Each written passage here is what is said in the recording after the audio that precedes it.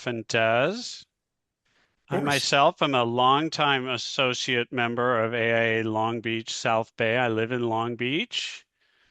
Big fan of architecture and all the other events that you do. Uh, I'm an energy consultant, so I do Title 24 compliance work, and about half of my time is spent teaching classes like this for the Energy Code ACE team and for the utilities. This is a short program designed for like hourly, monthly meetings like this to just take a small topic and dig into it a little bit. It's our hope that this leads you to our larger offerings, our fact sheets, our courses that go into much more detail. But this one in accessory dwelling units has been getting large crowds everywhere we offer it because, boy, ADUs have become a big thing. And I've got one right behind my head here. I built one above my garage.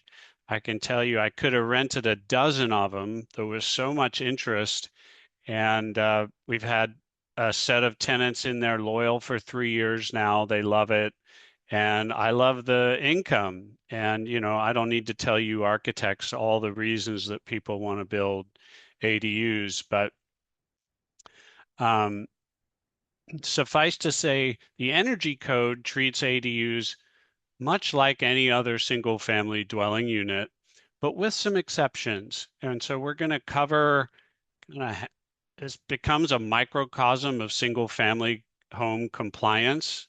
So you might think of this as a 2025 update on the energy code in general for single family, but we'll be sure to dig into what makes ADUs different and what exceptions the energy code has for ADUs. As Jeff said, I've got the chat up, or I'm going to have the chat up on my screen so that if you ask a question, I should be able to see it and respond in real time. Right now, though, I'm not seeing that.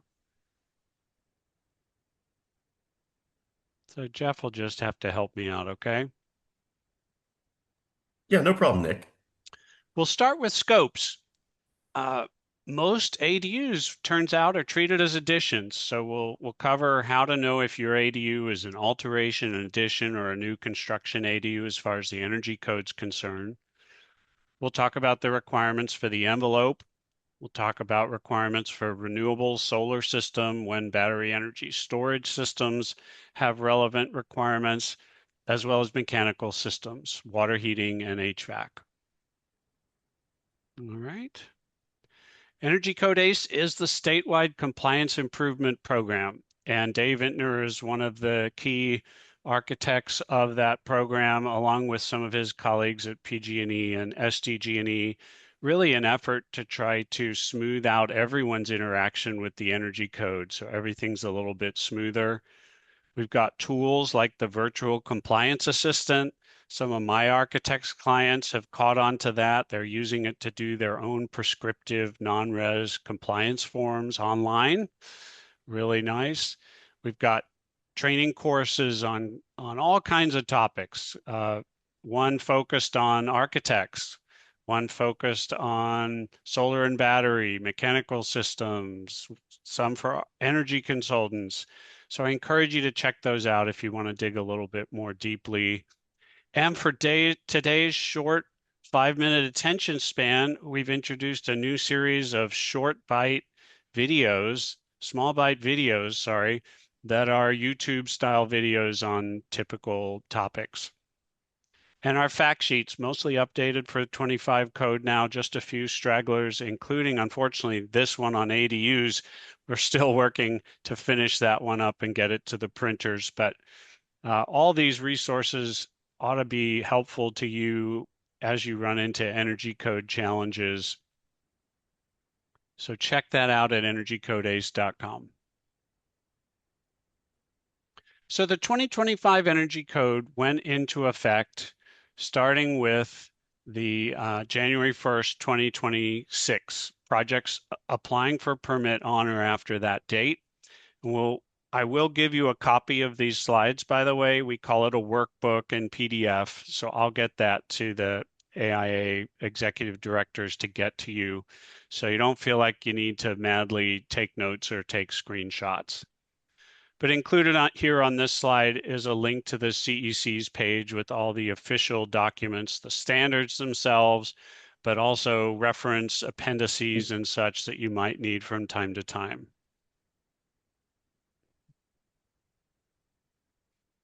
Climate zones, as always, matter a lot in energy code compliance, and there's a helpful tool if you're not aware of it. I use it on every project. Put in an address and it'll tell you definitively what climate zone you're in. Because the standards in climate zone 6, coastal Southern California, are quite a bit different when you cross the 405 and you're in 8 or 9. Am I right, architects? Big difference. And there's a little image of the ADU fact sheet, probably be about 25 pages and be a good summary of single family compliance, but again, really focus on those ADU exceptions. So ADUs present certain challenges. When we say ADU, we mean accessory dwelling unit, often called granny flats, alley homes, uh, has many names, but it's a complete separate dwelling unit, including sleeping, kitchen, bathroom, sanitation facilities, can be attached, can be detached, can be on a single family lot, can be on a multifamily lot. And HCD, the California Department of Housing and Community Development, has done a lot of work to try to remove obstacles to building accessory dwelling units. There's been a steady stream of bills coming out of Sacramento to encourage local jurisdictions to support ADU building. So we've given you a link to their handbook you might find quite helpful. And JADU is a separate class of ADUs, junior ADUs, 500 square foot maximum, allowed to share common sanitation facilities with a main house. But here's sort of a rundown of the difference. I know when I work on ADU projects, there's often really important reasons why architects consider a set of plans to include an ADU as opposed to just treating it as another addition or alteration. Certain rules apply in local jurisdictions, and it's really important for them to meet those. We have to look at it through the energy code lens, though. And so sometimes what we consider an ADU is a little bit different than what the local jurisdiction might. There's, of course, a whole category of ADUs being embraced around the state that are factory built. Some are on wheels, some are designed to drop directly on foundations. But these factory built ADUs are generally reviewed and approved through the HCD factory built housing program. This allows for inspections to happen in the factory so that because doing all the normal energy code verifications would be impractical. There's another handbook on that, and generally those are required to meet Title 25, not Title 24. Although I've definitely been involved in projects where a local jurisdiction asks for Title 24 compliance for a factory-built ADU as well. So we have to adapt to what they request.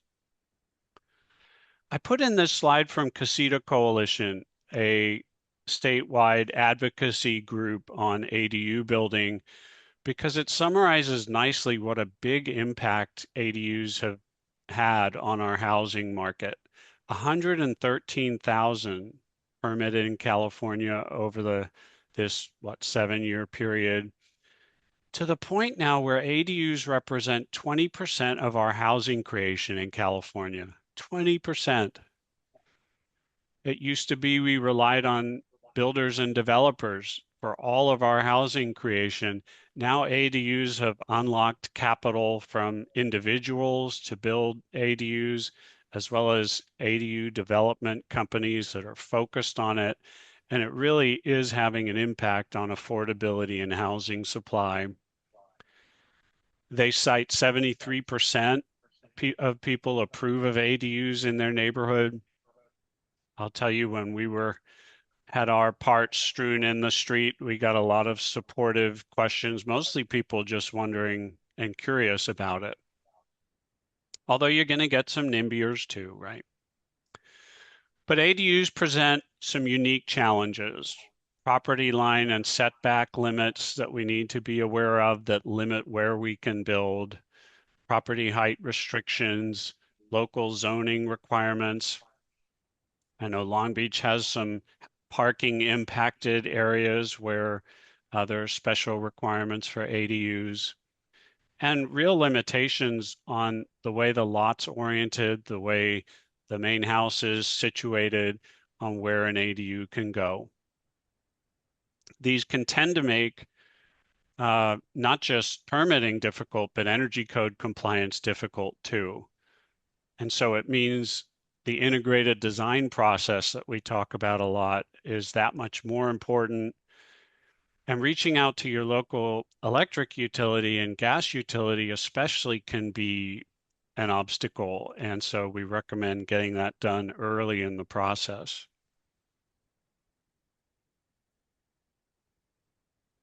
All right, let's get now to the different types of ADUs, the way the energy code is going to view your ADU project. Could be an alteration, could be an addition, could be a new construction project that needs to meet all the same requirements as a tract home. An alteration is defined in the energy code as a change to a building that's not an addition. And an addition needs to increase both conditioned floor area and conditioned volume, right? So adding a kitchen greenhouse window adds volume but not floor area, so that's an alteration. Adding a skylight through an existing attic adds volume, not floor area, so that's an alteration, right? But I'm sure I don't need to give you examples of additions. We understand what that is. So let's go through a few scenarios and categorize these according to the way the energy code treats them, because it's not the same as how the energy code treats normal projects. This is an example of how the California Energy Commission has tried to make ADUs easier to build by providing exceptions in the energy code. First, I call these carve-outs, converting existing conditioned space to a dwelling unit, be it an ADU or a JADU, is treated as an alteration, just like any other remodel would be treated as an alteration, right? So that's pretty straightforward, and it's going to have less stringency than if you were building an entirely new ADU. We're going to cover those requirements next. But converting an unconditioned space to an ADU, we're adding conditioned floor area. So this is treated just like enclosing an outdoor patio would be, and as an addition. In this scenario, a hillside lot had a crawl space that was converted to an ADU, additional floor space and volume, so it's an addition. In this example, we've got an attached garage. It was unconditioned. It's becoming conditioned for the first time. That tells us it's an addition. Okay. So that's going to be treated by the energy code, much like any addition would be treated. And additions have less stringency than new construction standards as well. We could also be adding on via a demising wall and creating an entirely new wing of the house connected to the existing conditioned space, that too is an addition ADU, just like converting that garage was. And here's what's a little bit unintuitive for some people. What about a separate garage, detached garage, doesn't touch the main house? Well, the energy code says in no uncertain terms, you can treat that as an addition too, even though it's not technically connected to the main house. So there's an example of how detached garage conversions to ADUs are a little easier to build under the energy code than they would be if that was considered entirely new construction. We can go further than that. It can be a storage building, any detached accessory building on the property. We can still consider that an addition ADU, and we can even add on to the existing storage shed, expand that footprint, and consider that an addition scope ADU.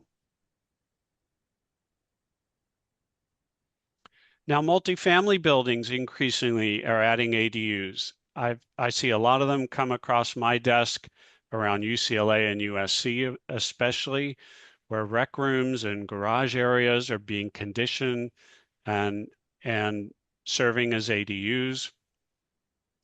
In this example, conversion of a carport to an ADU, going to be conditioned for the first time. So that's an addition, multifamily addition scope ADU. If it were conversion of a conditioned rec room, that'd be a multifamily alteration ADU.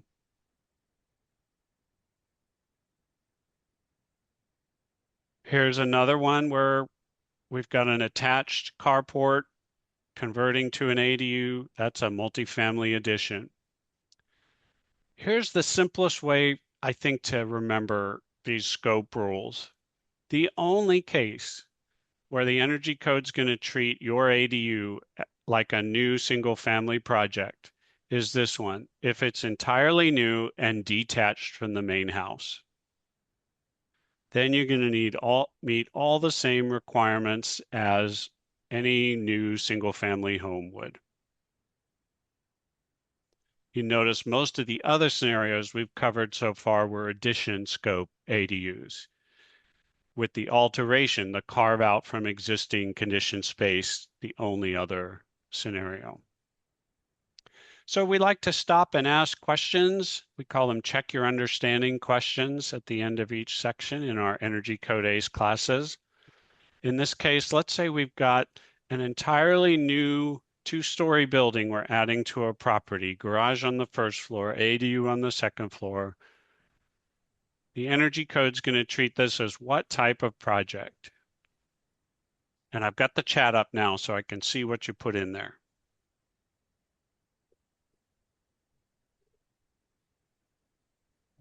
Yeah, very good. That's a new residential building, entirely new, detached. What if in this scenario, and this is what I did with my ADU, existing one-story garage that we put an ADU on top of?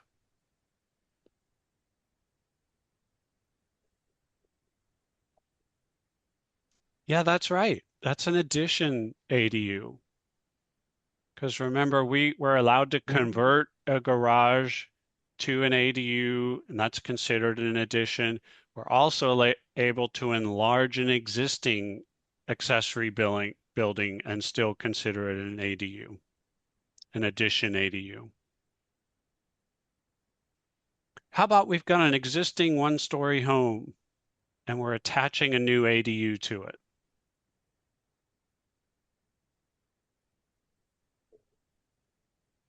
Yeah, that's the easiest example of an addition ADU yet, right?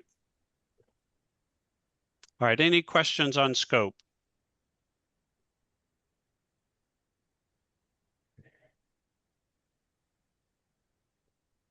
Okay. Well, now let's get into the envelope requirements.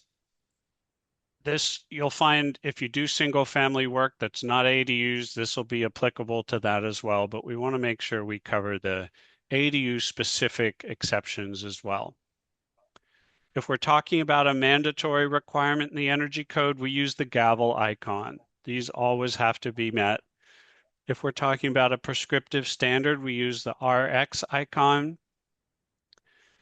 Many ADU projects choose to comply with the energy code via the prescriptive approach because they're simple and the project may meet every single prescriptive standard in the energy code.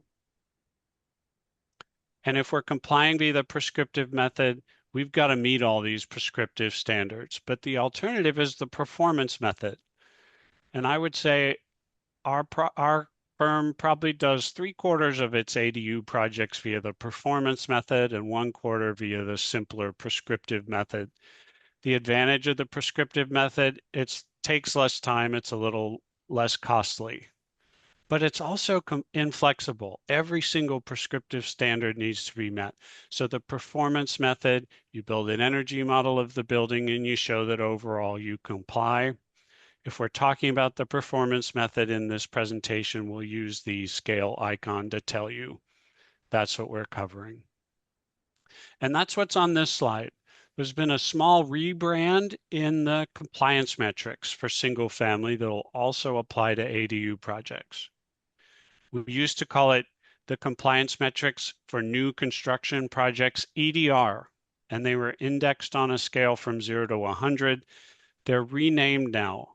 Long-term system cost, there's an efficiency one and a total one. All the same maths going on under the hood in the software in the performance model.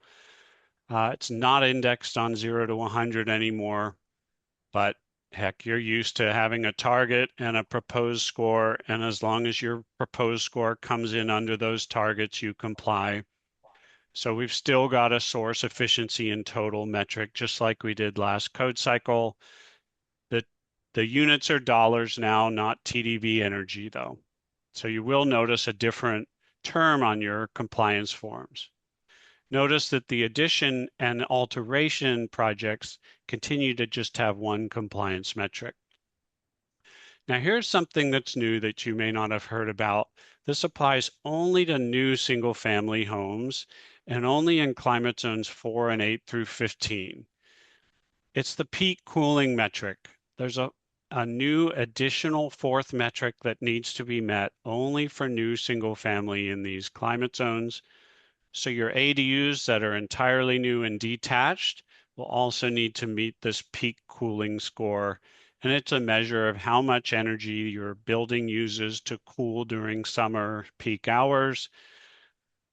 So talk to your energy consultants about what implications that will have on your projects.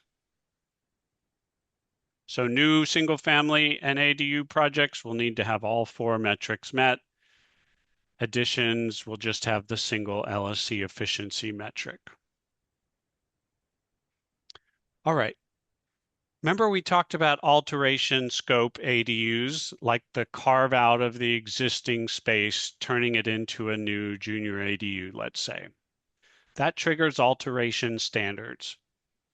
The alteration standards include cool roof in climate zones 4 and 8 through 15 if steep sloped.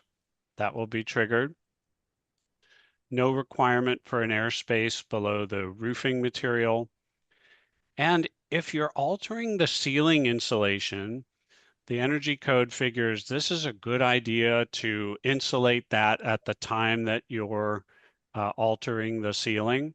And so that may require significant insulation at that ceiling plane in climate zones 2, 4, and 8 through 16, unless you've already got R19 there at the ceiling. R49 is what's triggered in those cases, a lot of insulation, unless you've already got R38 at that level. Sorry, the prior bullet was when air sealing of the ceiling plane is required. This bullet is how much insulation is required at the ceiling. So you can expect if you're doing an alteration ADU, you'll need to insulate significantly above that ceiling. Now, if you have a rafter roof, as many ADUs do, that's going to trigger cool roof on steep slope roofs in 4 and 8 through 15. And it's going to trigger just a minimum R19 on those alteration style ADUs in that rafter bay. Make sure you think about ventilation of those rafter bays required by the building code, unless you've got vapor impermeable insulation. I know, talk to my architect clients a lot about those unvented attic and rafter details. Now, if you've got an addition style ADU, here's what's going to be required for your roofing. If your addition is under 700 square feet, that's going to trigger cool roof and climate zones 10 to 15, only for additions over 300 square feet. With an air gap under the roofing, air sealing not required of the ceiling plane, R38 required at the ceiling in most climate zones, R30 in the others with radiant barrier. If your ADU addition style ADU is over 700 square feet, all the same requirements as new construction will be triggered for those.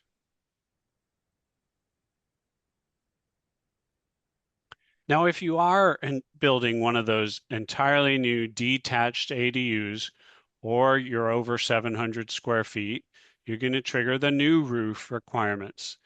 Cool roof and climate zones 10 to 15, airspace below the roofing, air sealing of the attic ceiling, which is part of the QII, quality insulation uh, EC verification.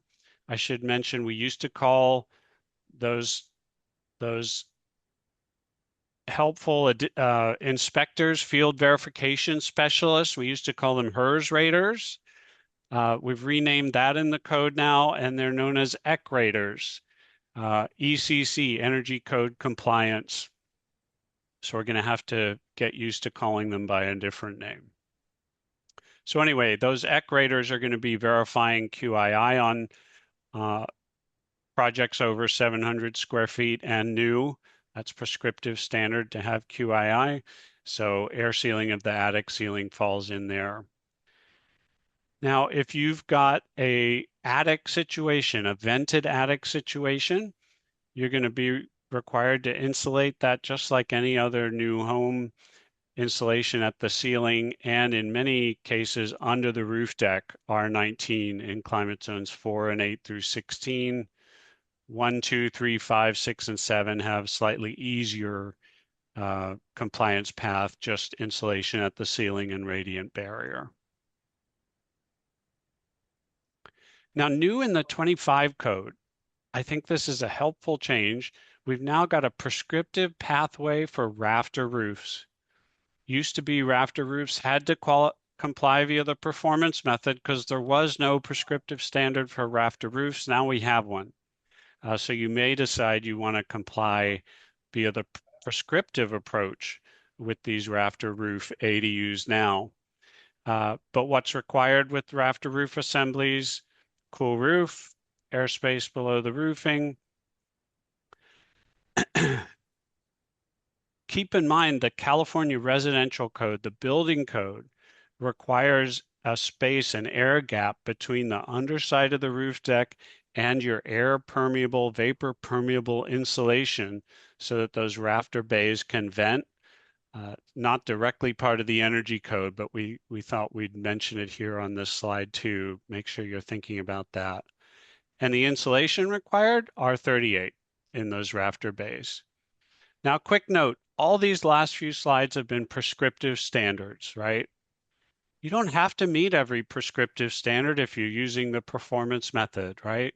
You may decide you want to put R30 in your rafter bays, take a small penalty, you make up for it elsewhere in your performance model, right? Same thing with the airspace below the roofing. That's required for prescriptive compliance, but you can always leave that out and use stapled down comp shingle without an airspace. If you'd prefer, just put that in your performance model.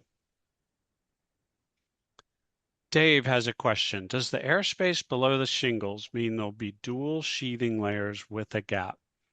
No, what we're talking about there with an airspace below the roofing is generally tile products have those furring strips, if you will, to attach them so they naturally have an air gap. And that allows that roof sheathing to have some ventilation under it, which has a generally beneficial effect on energy efficiency. So that's just the prescriptive standard assembly. If you use shingles or some other metal, standing seam metal that's typically applied directly to the roof surface, you need to use the performance method. Yeah, when we say, John, cool roof, we're talking about roofs that are certified by the Cool Roof Rating Council. I want to say their website's coolroofs.org to be more reflective than typical roofing materials. So they reflect more of the sun's rays, so there's less heat going into our house in summer. So generally 0.2 age solar reflectance qualifies you as a cool roof. And the cooler, the better. If you're in the performance method, you can specify a standing seam metal roof product that might have a 0.3 solar reflectance and get a compliance credit for that. Yeah, that's what we mean by that terminology. So that's roofs. Let's turn to walls now. The Energy Code recognizes that ADUs are often making use of existing walls and extending existing walls. So they've created special exceptions for wall insulation to make ADUs a little bit easier to build. So let's take that converted storage example. Storage building, we're converting it to an ADU and extending it to the north in this plan view. In this example, we've got some walls that are going to be converted. They're existing framed walls. So those converted walls will have a certain insulation requirement we'll cover in a minute. Then we're going to have extended walls where walls are extended in the same plane as existing. They have a certain code requirement. And then the new walls, the entirely new walls that aren't converted or continuations of converted, they have a different code requirement. So let's look at what each of those is. First, if you're altering an existing wall, let's say we've got that carve out of a junior ADU from existing conditioned space. All the energy code's going to require you to do is fill that existing wall cavity with as much insulation as fits. 2x4 needs to have a minimum R15, 2x6 needs to have a minimum R21. That's all that's going to be required of that conversion ADU. Now, if we've got an addition ADU, like I just showed you in that diagram, right? Well, the existing wall needs to meet that same altered wall requirement, 2x4 R15, 2x6 R21. So all the code's going to require you to do is fill that cavity with as much insulation as you can, not going to require any continuous insulation. Although the prescriptive standard for new homes is to have continuous insulation all across the state. So this makes it a little easier to build your addition ADUs. Same with the extensions of the existing walls. If it's in the same plane as the existing wall, you need only do the same 2x4 R15, 2x6 R21 without continuous insulation. That's so that the wall can just continue and not jut out and be awkward to build. The new walls and any walls in an entirely new detached ADU have to meet the same standards as new construction. That's a U factor of 0.065 in our mild coastal Southern California climate zones 6 and 7. That corresponds to 2x4 R15 with R4 continuous. And all other climate zones is a U factor of 0.048, which corresponds to 2 by 6 R21 plus R5 continuous. So going back to this example then, we'd be putting, let's say the existing walls are 2 by 4. We'd be insulating the converted walls to R15, the extended walls to R15, and the new wall, depending on the climate zone, to 0.048 or 0.065.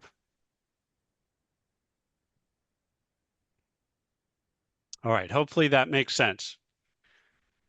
In terms of windows and doors, we again are going to have a different degree of stringency depending on the scope of our ADU. We've got solar heat gain coefficient maximum 0.23 in most climate zones. Climate zones 1, 3, 5, and 16, if you work in those climate zones, have no maximum solar heat gain coefficient. And new for the 25 code, if you work in the Coachella Valley, climate zone 15, that solar heat gain coefficient's been lowered to 0.2 because there's so much cooling energy out there. The amount of square footage you're allowed of windows differs according to whether it's an alteration, addition, or new style ADU. You can look that up in the fact sheets. And the U factor has a maximum of 0.3 prescriptively in most climate zones, 0.27 in all the others. You can meet that generally with a non-metal, dual pane, low E type window. Now, what if you want to use aluminum windows, an aluminum slider in your ADU project? Well, use the performance method. You take a small penalty, most likely your U factor may be more like 0.4, 0.45, and you make up for it some other way. This picture looks like a garage. You have your laundry facilities in there. And one of the things we run into with clients all the time in converting a garage like this to an ADU is existing windows, like this one has. The client often wants to keep that existing window. Problem with that is this is newly conditioned space. And so that window is going to be thought of as a new window. And yet we don't have our NFRC sticker on it. We need to model it in most cases as a default window, which has pretty terrible ratings and will take a significant penalty to try to keep that window. And we'll run up against this new mandatory maximum U factor of 0.4, which applies to the project as a whole. This is measured as a weighted average of all new and altered windows in a project. So you're not going to comply with default windows. Even a few default windows offset by a bunch of new efficient windows, you may have a hard time getting the weighted average down under 0.4.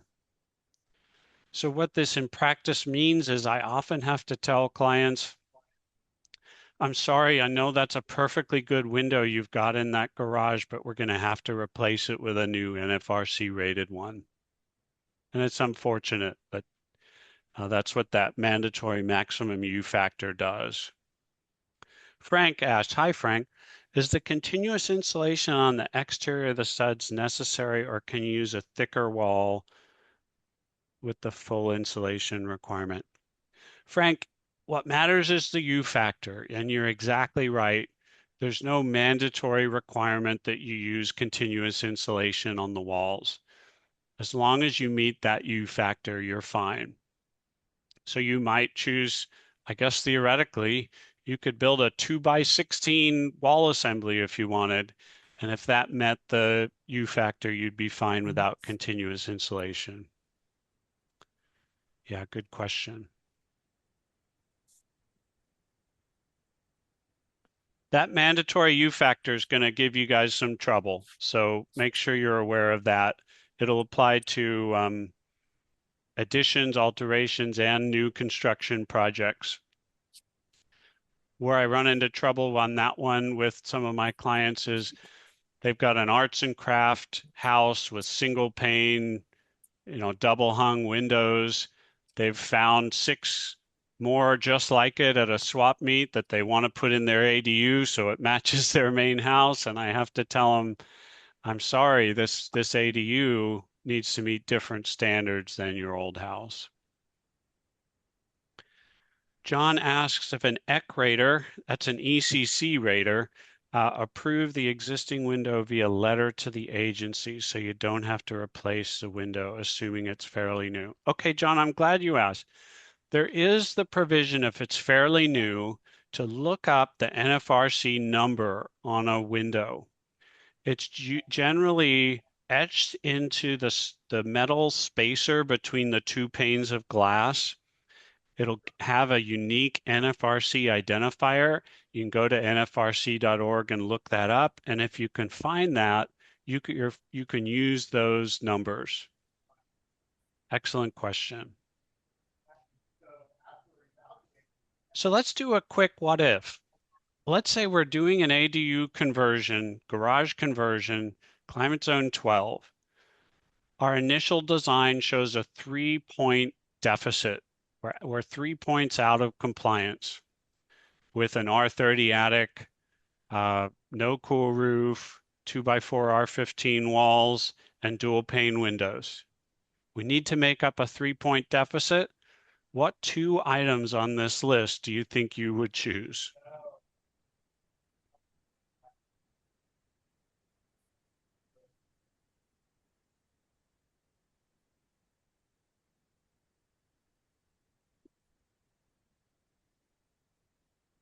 Bettina votes high performance attic and triple pane windows. So does John. Yeah, that would do it. Those add to 3. High performance attic and cool roof shingles would do it too.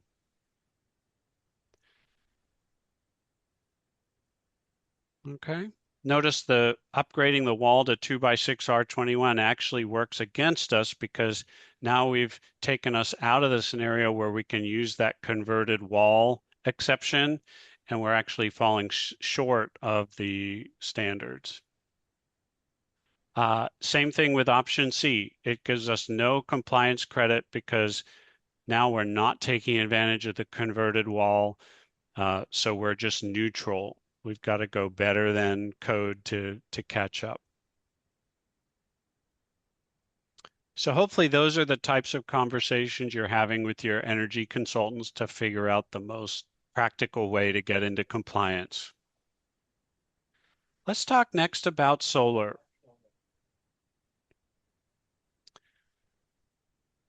Addition and alteration projects never require solar, never trigger solar.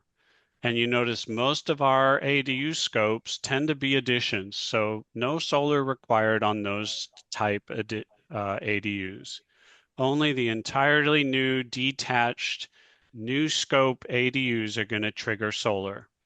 And even then, there are some exceptions that might be useful to you.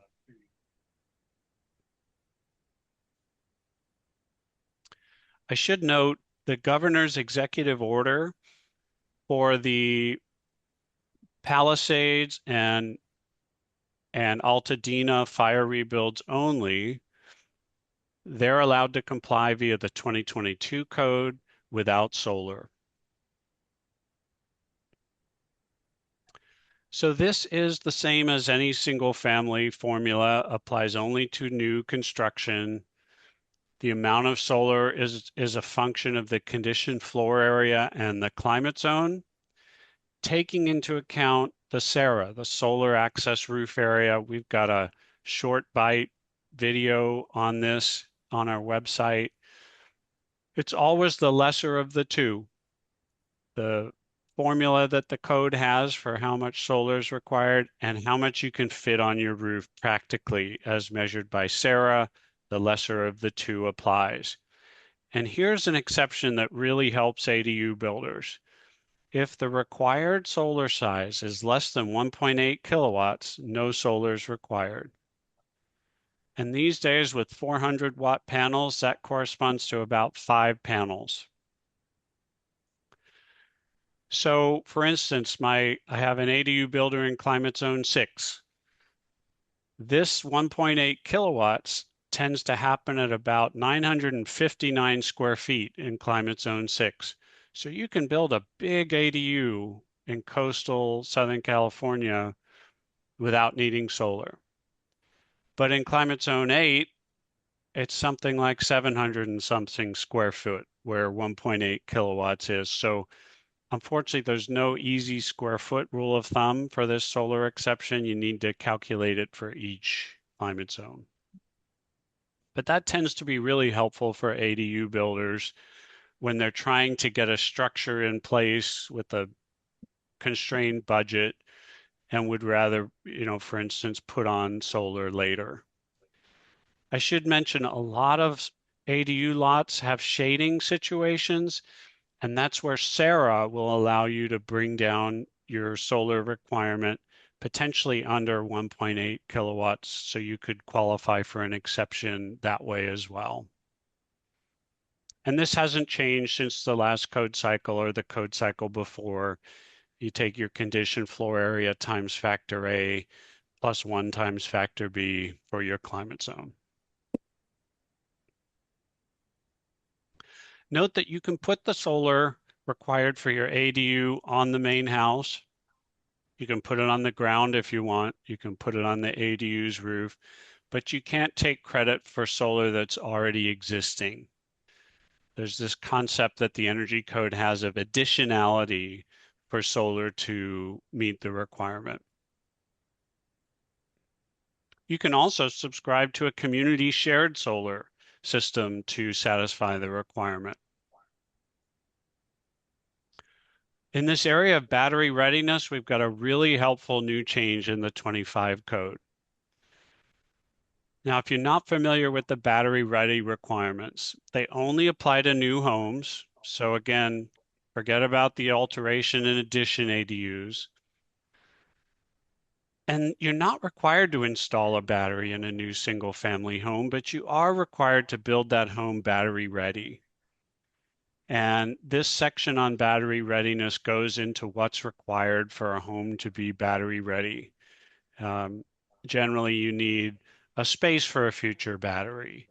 You need a critical loads panel with the fridge and a lighting and a receptacle circuit in it. And you need a minimum 225 amp bus bar rating panel so you have enough room to distribute all the power that a typical home needs. But here's the new exception that ADU builders are really going to like. All this battery ready text doesn't apply if the connected electrical service for your dwelling unit is 125 amps or less. And I think you can build a large ADU all over California that's all electric on 125 amps or less these days. So all these provisions, including the 225 amp bus bar rating panel, don't apply if the connected service to your ADU is 125 amps or less. And that was a stumbling block for many of my ADU clients, that they felt there was no sense in putting a 225 amp bus bar rating panel on a new ADU when it ran on 100 amps. So this may really simplify that exchange with the local building department for you. So what do you think? Let's go back to this new building. It's a 2-story building, garage on the first floor, ADU on the second. Will this require solar?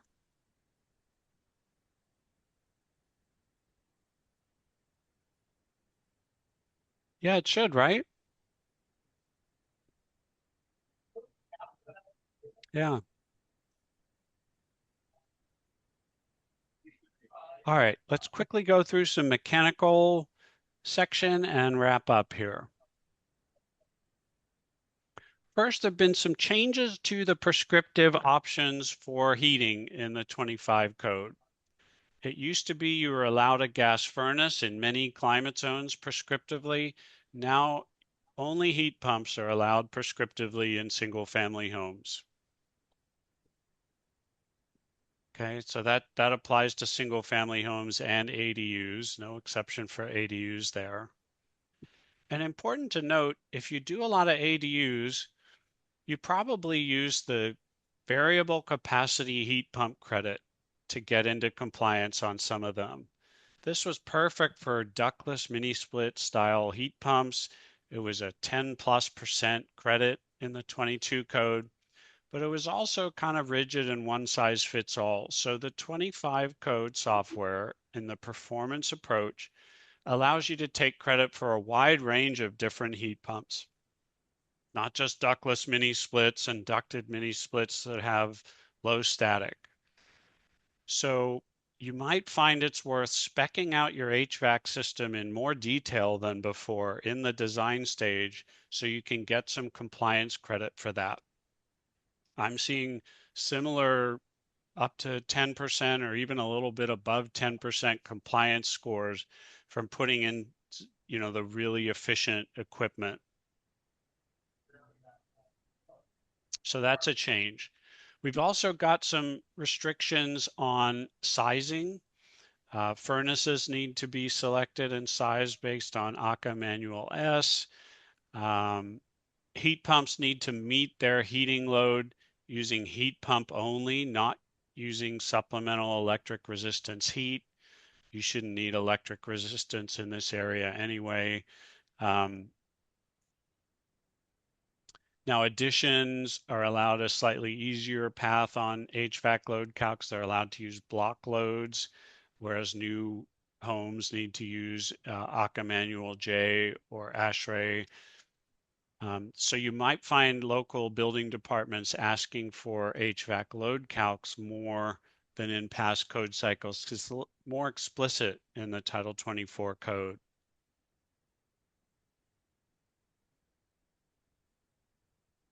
Some new requirements on heat pump setback thermostats to make sure that the heat pump is prioritized and the electric resistance only runs when necessary. We used to have prescriptively required refrigerant charge verification for air conditioners only in certain climate zones, as you see in the bottom of this chart, 2 and 8 through 15. Well, with heat pumps, we're heating and cooling using refrigerant. So now prescriptive required refrigerant charge verification is statewide. Makes sense. If we're doing our indoor air quality mechanical ventilation using a heat recovery ventilator, HRV, ERV, there's a prescriptive requirement that have a fault indicator display so that occupants are alerted when something's wrong with that ventilation system. On the water heating side, prescriptive standard is a heat pump water heater or an electric water heater with a solar thermal water heating system that does at least 70% of the work for you. Gas tankless water heaters, there is no prescriptive pathway to compliance for gas tankless water heaters in the code. But here's an ADU relevant exception. Dwelling units 500 square feet or less are allowed to use an electric water heater, and that could be an electric tankless, importantly for ADU builders, as long as they design their distribution systems for hot water to meet this point of use requirement. And that's an EC verified measure, but that might be a pathway for those of you building small ADUs who can't find room for that heat pump water heater tank. You can use an electric tankless. And note that smaller dwelling units are allowed to use a 120 volt heat pump water heater. I've got one of those serving my 2,000 square foot home, and it works great. The code also added some helpful language to make sure our heat pump water heaters are installed right. And let's face it, the industry's coming up to speed on these. They're more used to gas water heaters than heat pump water heaters. So first, if you're if you're installing the heat pump water heater somewhere, it's going to use unconditioned air, such as a garage or an outdoor closet. Then you need to make sure it has backup heat if the temperature in that climate zone falls below the lowest temperature that heat pump can operate. That's what this compressor cutoff below the heating winter medium and of extremes language means. And that makes sense. And most heat pump water heaters come with built-in electric resistance backup heat. And then this ventilation part, I think, is even more important. You've got 4 options. You can install your heat pump water heater in a big enough space. That's option 1. And that's defined as 100 cubic feet per kBTU per hour of compressor, or the manufacturer's guidance, whichever's more. A typical heat pump water heater is 4,000 BTUs per hour, so that's 400 cubic feet, or manufacturer's guidelines, whichever's greater. So a garage, a big laundry room, going to be just fine.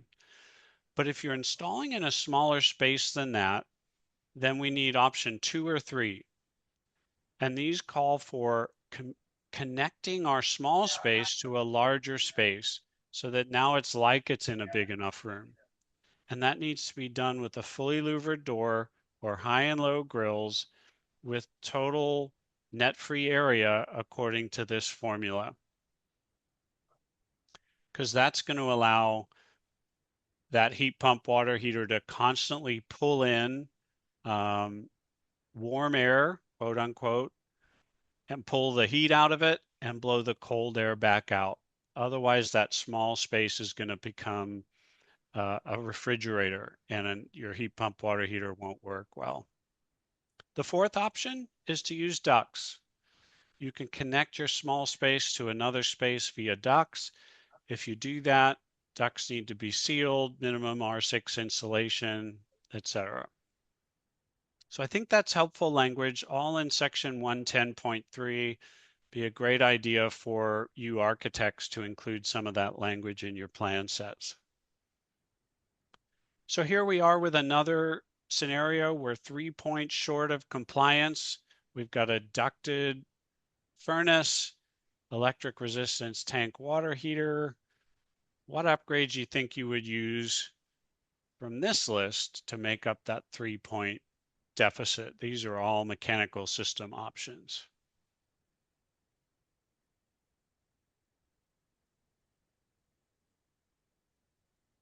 Ductless mini split's the easy one, right? Yeah. But a heat pump water heater in a exterior closet would do it for you too.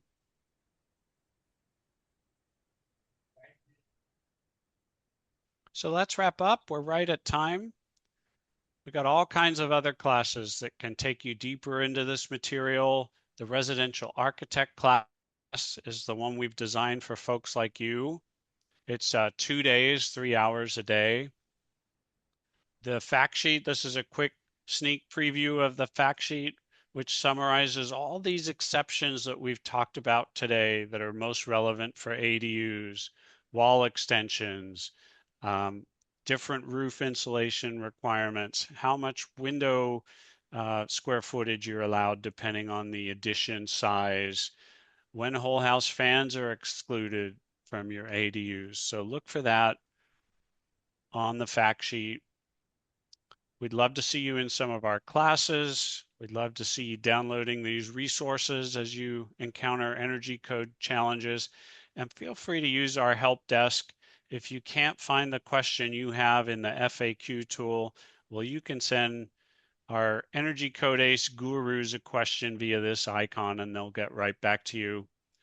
Or email me. I love to get feedback from the field and help you through the issues you're having. I know Dave Intner would say the same thing.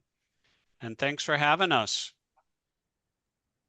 Thank you so much, Nick. Yeah, thanks, Thank Nick. you, Jeff. Pleasure. Keep building those ADUs. Nick, you do have a question. It just came into chat. Yeah. Electrical panel size.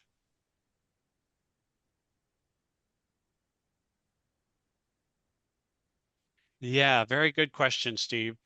The code says under that battery ready language that the 1 or 2 units need to meet that battery readiness provision.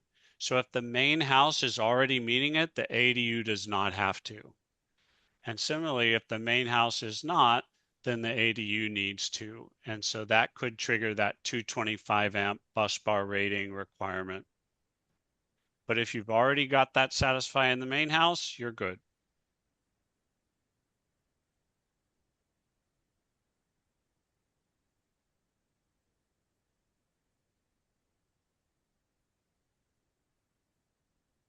Excellent, Nick. Thank you so much. Yeah. Happy to. Thanks, Des. Thanks, Jeff. Marilee.